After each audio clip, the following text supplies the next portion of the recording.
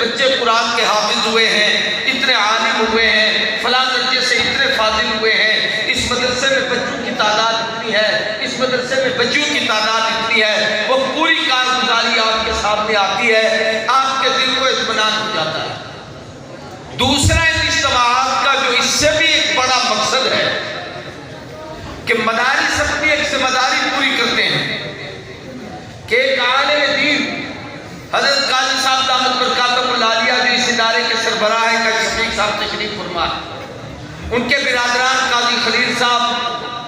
قاضی حفیظ صاحب، صاحبزادے قاضی جمال صاحب، باقی علماء کرام اور مشائخ و نظام تشریف فرما ہے۔ یہ سب لوگ دین کا کام اپنی اپنی جگہ پر کرتے ہیں، پورا سال یہ بچوں کو پڑھاتے ہیں، اختتام میں آپ کو اس لیے بلاتے ہیں کہ اس پر مختلف علماء کو جمع کر کے ایک ہے ان کا تدریسی انداز جو بچوں کو مدرسوں میں پڑھایا جاتا ہے وہ عام آدمی نہیں پڑھ سکتا،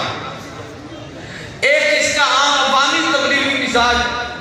کہ ایک عام آدمی کو دین کا وہ مسئلہ کیسے سمجھایا جائے، اس موقع پر آپ لوگوں کو جمع کیا جاتا ہے، کسی شیخ الحدیث کو بلایا جاتا ہے، کسی مبلغ کو بلایا جاتا ہے، کسی عالم کو بلایا جاتا ہے، وہ اپنی آسان زبان میں آپ کو قرآن سنت کا مفہوم سمجھاتے ہیں،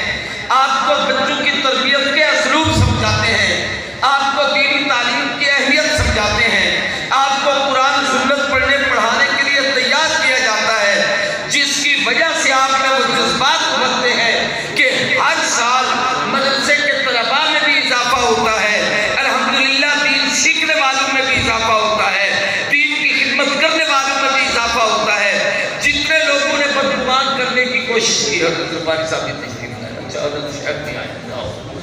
تمام مقابرات کو میرے لیے حضرت قاری صاحب کو سلام عقیدت، پہلے قاری سے پہلے میں نے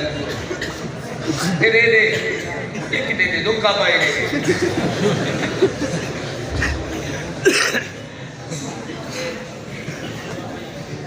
میں شروع کر رہا ہوں، آپ ادھر بیٹھیں توجہ کریں۔ حضرت ربانی صاحب دامت برکاتہ اللہ علیہ، مولانا فاروق حیدری صاحب دامت برکاتہ اللہ علیہ، حضرت قاری صاحب، یہ سب اکابر تشریف لائے، سفید تو ہمارے مشائخ سے بن گیا۔ میں عرض کر رہا ہوں کہ ان مدارس کے اجتماعات کے دو فائدے ہیں، ایک تو ادارے کی کارکردگی آپ کے سامنے آتی ہے، دوسرا سال میں ایک دفعہ یہ آپ کو جمع کر کے مدارس کی اہمیت، مدارس کی فضیلت، مدارس کی ضرورت، مدارس کی خدمات سے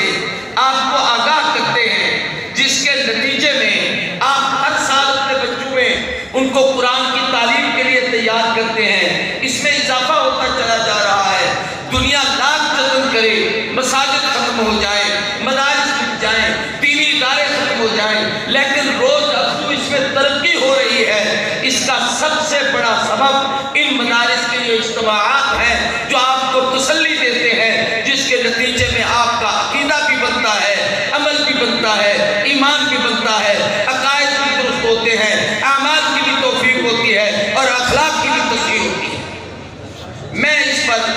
ایک دو مختصر سی باتیں اپنی صحت اور طبیعت کے مطابق کہہ کر بات کو سمیٹتا ہوں۔ مجھے سب سے بڑی خوشی یہاں یہ ہوئی کہ عام اجتماعات پہ جیسے کہتے ہیں ویسے کرتے نہیں، یہاں جو کہا ہے وہ کر کے دکھایا ہے۔ پھر نماز کے بعد مختصر بیان ہوگا، ماشاءاللہ مختصر ہی بٹھا دیا، یہ سب سے بڑا اعزاز ہے، ورنہ وہ ہوتا تو مغرب کے بعد ہے، بے شک 11 بجے پورا ہو، وہاں عشاء بے شک 1 بجے پورا پڑی۔ تو میں یاد کرنا چاہتا ہوں ایک بات تو علم نبوت کے حوالے سے اللہ کے نبی کا ایک فرمان عرض کرنا چاہتا ہوں۔ نبی کریم صلی اللہ علیہ وسلم نے ارشاد فرمایا کہ لوگوں اپنی زندگی 4 طبقوں سے وابستہ کرو، 5ویں طبقے میں نہ جاؤ۔ سب سے پہلے فرمایا کن عالمان، اللہ توفیق دے تو صاحب علم بنو، عالم بن جاؤ، مکمل علم نبوت کو حاصل کرو، شریعت کے مسائل کو سمجھو، عقائد کو سمجھو، اعمال کو سمجھو، اخلاق کو سمجھو، پورا دین سیکھ جاؤ اور اللہ تمہارے اندر وہ صلاحیت پیدا کر دے کہ سیکھنے کے بعد سکھانے والوں میں تمہارا نام ہے۔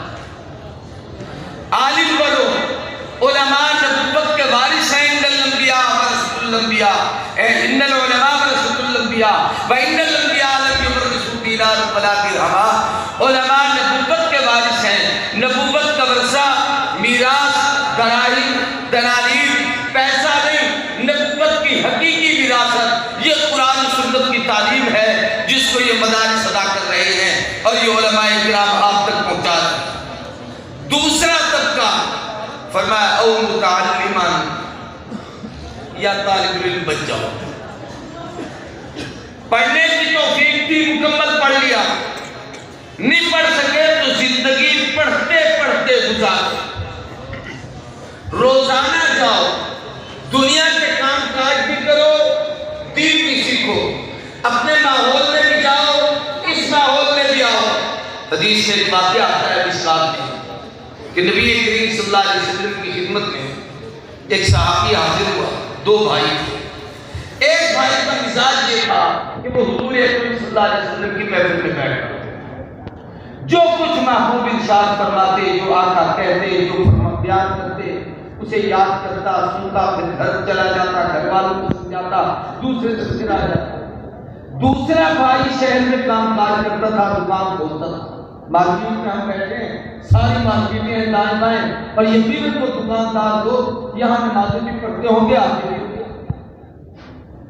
اس دوسرے بھائی نے جو کاروبار کرتا تھا نبی کریم صلی اللہ علیہ وسلم کی شکایت کی،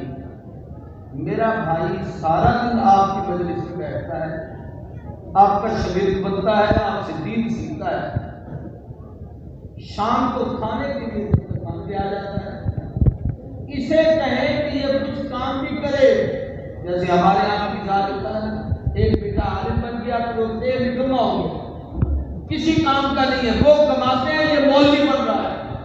وہ کماتے ہیں یہ اس کو کھلاتے ہیں۔ اس نے آ کے کہا جی میں کماتا ہوں، یہ آپ کی محفل سے اٹھتا ہے، سیدھا ہمارے پاس آ جاتا ہے، شام کو کھانا ہمارے ساتھ کھاتا ہے، پھر اٹھ کے آپ کے پاس آ جاتا ہے، اس کو بھی کہیں کچھ پڑھے کچھ کرے، یہ کاروبار کرے، دکان پہ آیا کرے۔ کہ ہمارے تبلیغ والے جب دلوں پہ جاتے ہیں نا، دو بھائی ہوں دونوں تبلیغ میں لگے ہوں تو مزاج یہ ہوتا ہے، اچھا بھائی اب میں جاتا ہوں تو دکان سنبھال، دوسرا کہتا ہے اب میں جاتا ہوں اب آپ دکان سنبھالیں گے۔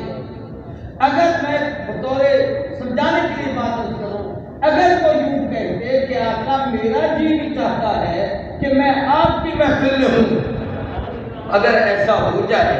کہ میرے بھائی دکان پہ رہیں میں آپ کی محفل میں آؤں، شاید اللہ کے نبی سے قبول فرما لیتے، لیکن اس کا انداز یہ تھا کہ میں کماتا ہوں یہ صرف بھائی بھی آ جاتا ہے، اس کو کہیں کہ یہ بھی کچھ کام کیا کرے۔ تو نبی کریم صلی اللہ علیہ وسلم نے اس صحابی کو فرمایا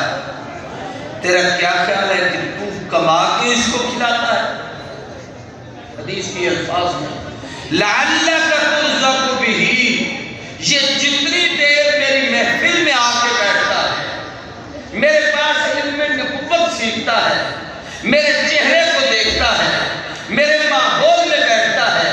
اس بیٹھنے کی برکت سے اللہ تمہیں وہاں رزق دیتے ہیں، تیری تجارت میں برکت ہوتی ہے، تیرے کاروبار میں برکت ہوتی ہے، تیرے معاملات میں برکت ہوتی ہے۔ اگر یہ یہاں دین نہ سیکھے خدا تیرا رزق بھی بند کر۔ میں کہتا ہوں اس شہر کے باسیوں، آج اس درسگاہ کے پڑوس میں جتنے لوگ بیٹھے ہیں، یہ مت سمجھنا کہ ہم ان لوگوں کو زکاتِ عشر اور چندے دیتے ہیں، یہ ادارے چل رہے ہیں۔ اگر یہ بچے یہاں نہ پڑھتے ہوتے اللہ تمہارا رزق بھی بند کر، ان کی برکت سے اللہ تمہیں دین عطا کرے۔ تیسرا حضور نے فرمایا مستقل پڑھنے کی محنت اور توفیق نہیں ہے، مستمعان، دین سننے والوں میں اپنا نام شمار کر لیا۔ اتنا کھلا بھی نہیں کریں، میں کم ہو اور میں مریض کروں، اگر تھوڑا کرنے جو ہو جاتا ہے توجہ کریں۔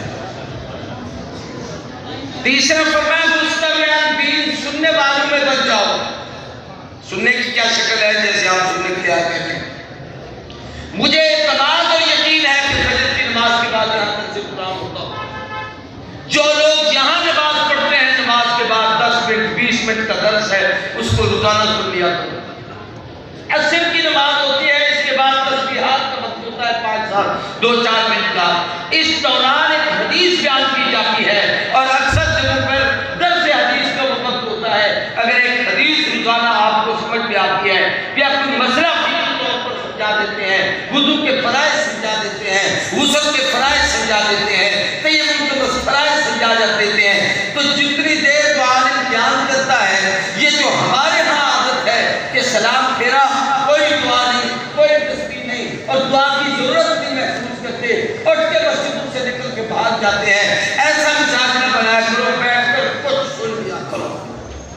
سننے والا بھی کامیاب ہو۔ اور چوتھا فرمایا او محبت، ان سے محبت کرنے والے۔